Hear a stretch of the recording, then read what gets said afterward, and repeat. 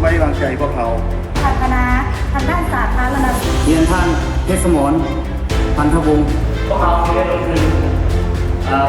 ขอแสดงความสงสัยเวลานี้เป็นต้นไปก็ขอบใจ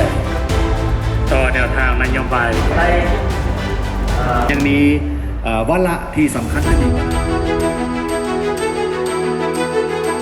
จะเป็นผู้คนสั้นกลางหรือสั้นลุ่ม เอาเห็นได้แค่บ่ลองบ่ลงดังนึง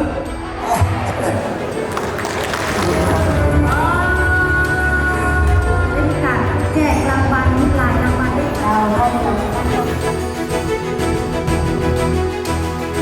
รวมในการสมทบคืนขอเสียงตบมือดังๆเพื่อเป็นการสมเสยแด่ทั้ง